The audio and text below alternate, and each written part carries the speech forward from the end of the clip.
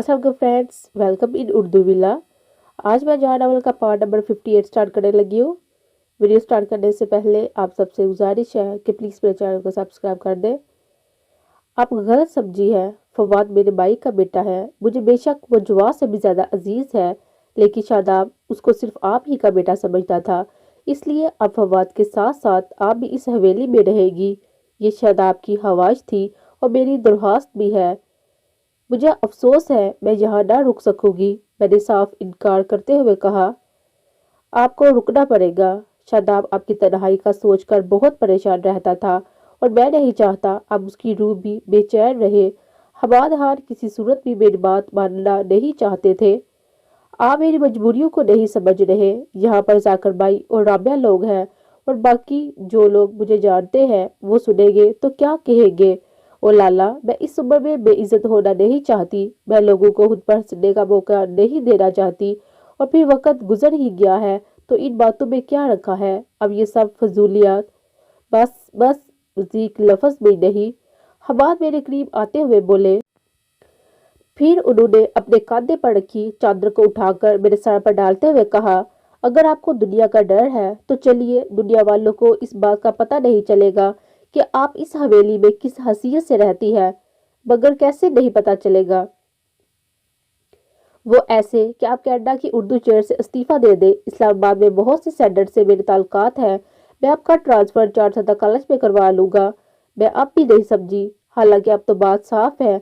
बात जी की आपसे बहुत दोस्ती है। जब आप चारसदा कॉलेज में पढ़ाने आएगी तो वो लोगों का मुंह बंद करने के लिए ये कह सकती है कि अपनी दोस्ती की वजह से उन्होंने आपको मजबूर किया है कि आप चूंकि अकेली हैं इसलिए इधर उधर रहने की बजाय आप उनके साथ हवेली में रहेगी।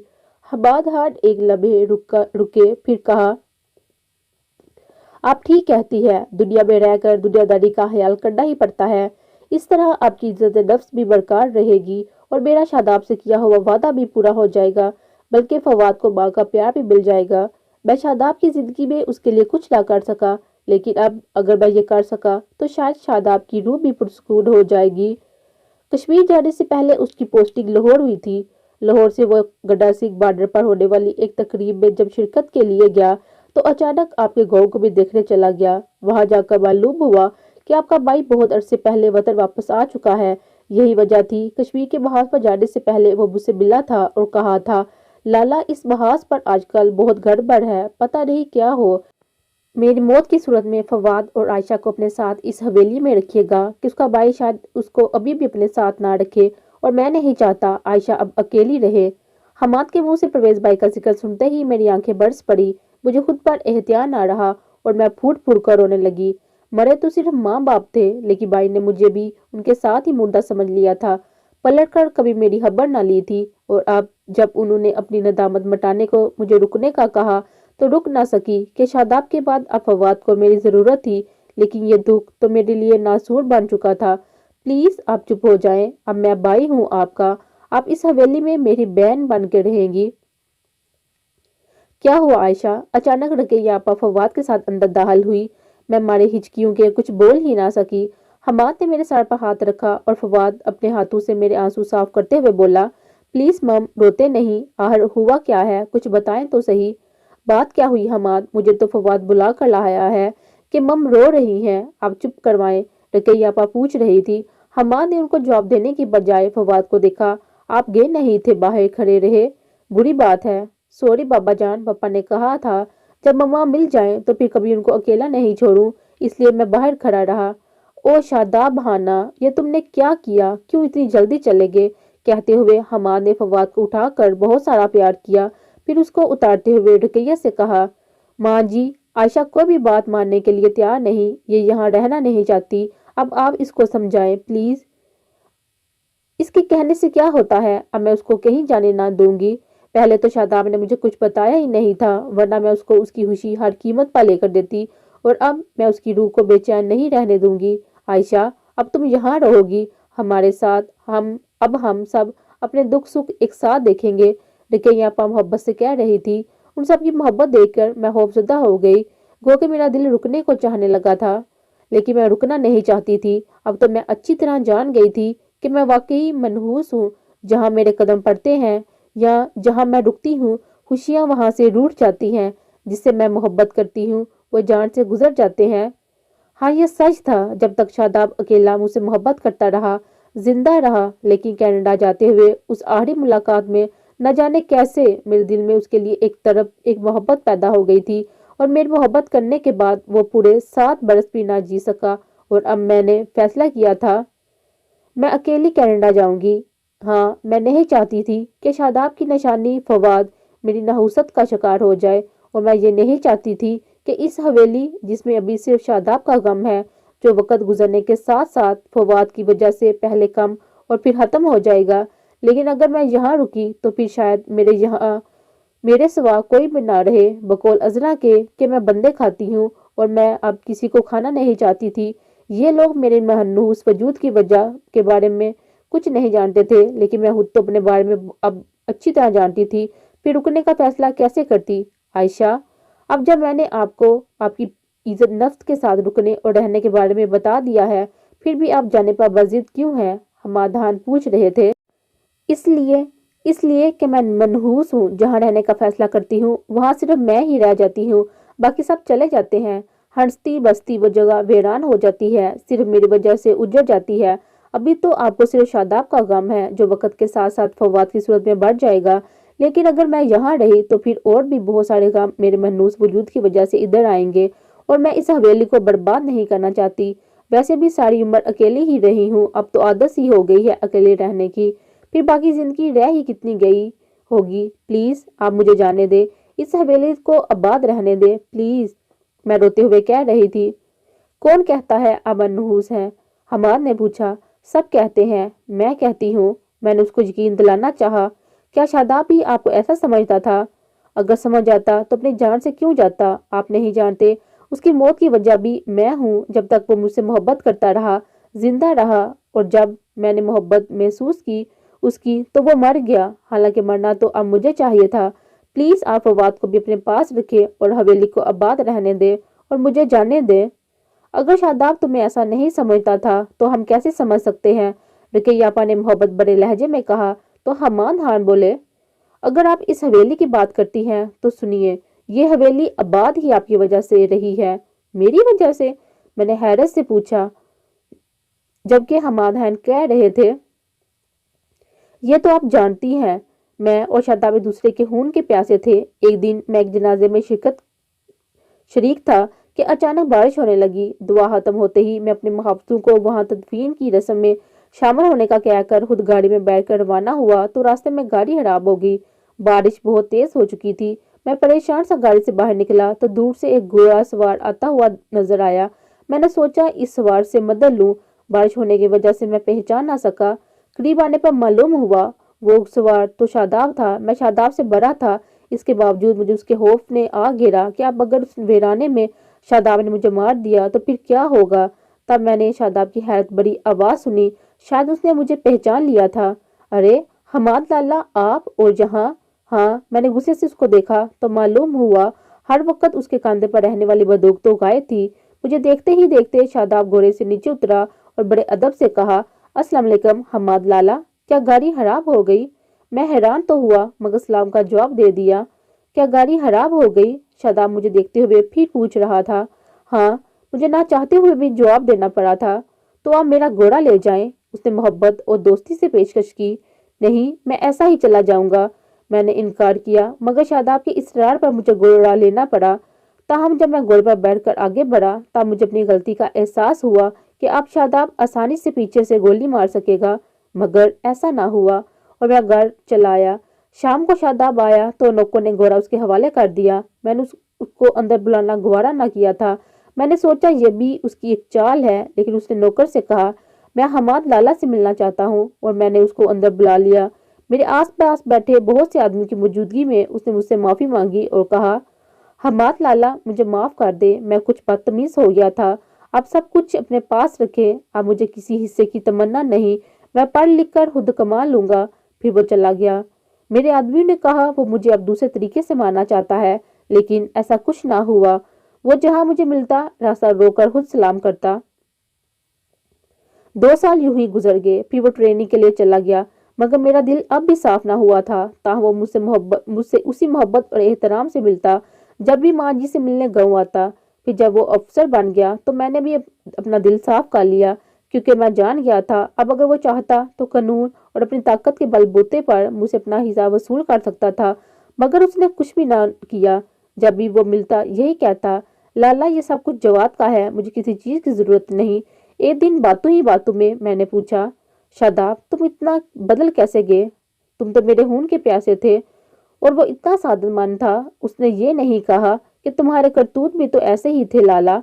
उसने कहा तो सिर्फ ये, बस लाला तबाही और बर्बादी के रास्ते पर अचानक ही एक प्यारी सी हस्ती मुझे मिल गई, जो मुझे हाथ थाम कर इन राहों से दूर ले गई। वहां जहां नफरत नहीं मोहब्बत की जाती है, नफरत के जवाब में भी मोहब्बत। लाला अगर वो मुझे ना मिलती तो मैं आपको हर हाल में कत्ल कर देता, मगर उससे मिलने के बाद मुझे सिवाय मोहब्बत के कुछ याद ही नहीं रहा। तो फिर मैं आपसे कैसे नफरत करता? और मैं सोच रहा था, क्या मालूम तुम्हारे कत्ल करने से पहले मेरे मामू तुम्हें कत्ल करवा देते। वो कौन है, मुझे उससे नहीं मिलवाओगे? बिल्लाहट मैंने पूछा। अब भी नहीं लाला, मगर वक्त आने पर वो आपसे भी मिलेगी। वो बहुत अच्छी है लाला कि उसे देखकर मुझे सिवाय मोहब्बत के कुछ याद ही ना रहा। उसने बहुत प्यार और मोहब्बत से मेरी इस्लाह की और वो मेरी मोहब्बत है। ये कहकर शादाब ने आंखें बंद कर ली। मैंने मजीद कुछ ना पूछा, लेकिन ये जरूर हुआ कि उस दिन मेरे दिल से भी शादाब के लिए मौजूद नफरत खत्म हो गई। मैं उसको वाकई अपना भाई समझने लगा। फिर ये नफरत हमेशा कायम रहने वाली मोहब्बत में बदल गई।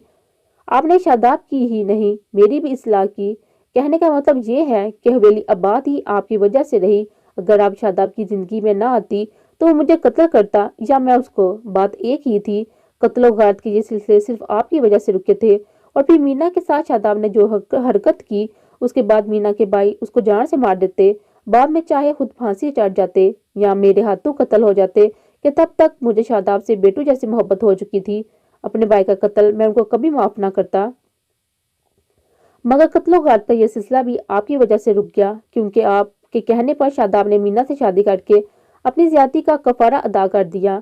यूं वो घर भी आपकी वजह से आबाद रहा और यह हवेली भी सिर्फ आपके दम से आबाद रही। बाकी जो लोग आपके बारे में ऐसी इस किस्म की फजूल बातें करते हैं, वो अपने अंदर की गंदगी दिखाते हैं कि किस्मत और मुकद्दर खुदा बनाता है। उसके बारे में किसी इंसान का दूसरे को ताने देना या बुरा कहना बहुत बड़ा गुनाह है। फिर अगर बकौल उन लोगों के अगर आपकी वजह से कुछ इंसानों को नुकसान हुआ है, हालांकि ऐसे समझना तो नहीं चाहिए, तो बहुत से लोगों को आपके वजूद से फायदा भी पहुंचा है। जिस शोबे से आप वाबस्ता हैं और जो तालीम की खिदमत आप इंजाम दे रही हैं, ये भी किसी किसी के हिस्से में आती है। अब आप समझ गई होंगी कि इस हवेली पर हमसे ज्यादा आपका हक है कि यहाँ आने और रहने से पहले ही आपने इसकी आबादकारी के लिए काम किया है। आपकी यहाँ मौजूदगी इस हवेली के लिए रौनक का बायस होगी। अब लीजिए अपनी अमानत। हमाद खान ने लिफाफा जबरदस्ती मुझे पकड़ा दिया। फिर कहा, ये आधा निकाहनामा सुबह मुझे पूरे निकाहनामे की शक्ल में चाहिए, ताकि बाकी का काम भी जल्द हो जाए और मेरा वादा भी पूरा हो जाए। फिर वो बाहर निकल गए और मैं रकैया आपा को देखने लगी। वो ठीक कहता है आयशा, शादाब सिर्फ तुम्हारी वजह से बदल गया था। अब तुम यहाँ कहीं नहीं जाओगी और फिर क्या इतने सालों बाद मिलने वाले इस बेटे को फिर छोड़ दोगी? वो कह रही थी। और मैं सोच रही थी, क्या वाकई मैं कुछ लोगों के कुछ घरों को आबाद करने का बायस भी बनी हूँ। मेरी वजह से अगर चंद की जान गई थी तो बहुत सौ की जान बची भी थी। मेरी वजह से मैं मनहूस नहीं थी।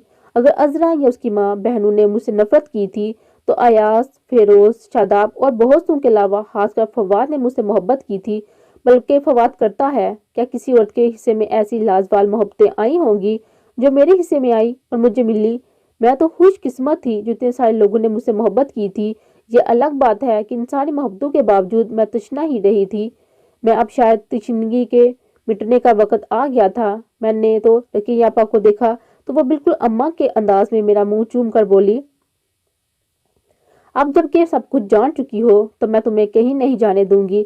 देखो, कोई मनहूस नहीं होता, बस कमीने लोग कहकर बना देते हैं और ऐसे लोगों की बातों को याद रखने की बजाय भूल जाना चाहिए। फिर उन्होंने फवाद से कहा, जाओ अपनी मम को पप्पा के कमरे में ले जाओ ताकि अब थोड़ा सा आराम भी कर ले।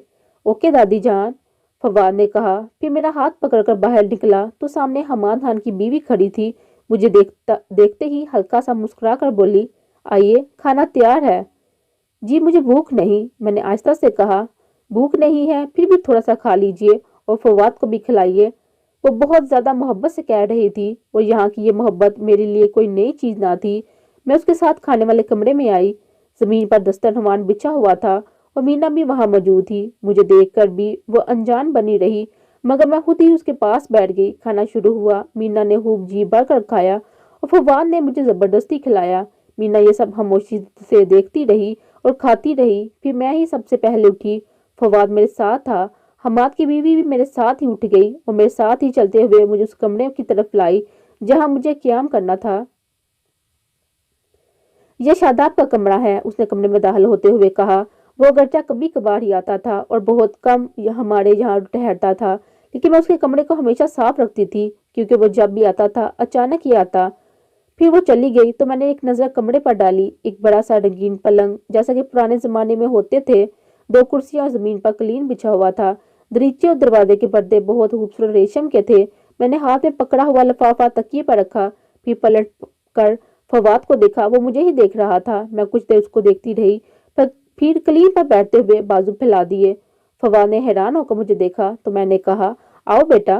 وہاں سام کے سامنے میں تمہیں جی بھر کر پیار بھی نہ کر سکی، گلے نہ لگا سکی کہ لوگ کیا کہیں گے، مگر اب یہاں کوئی نہیں دیکھنے والا۔ اب آؤ اور اپنی مم کی برسوں کی پیاس بجاؤ کہ تمہیں دیکھنے کا بہت دل تڑپتا تھا میرا۔ آؤ بچے، میرے بیٹے۔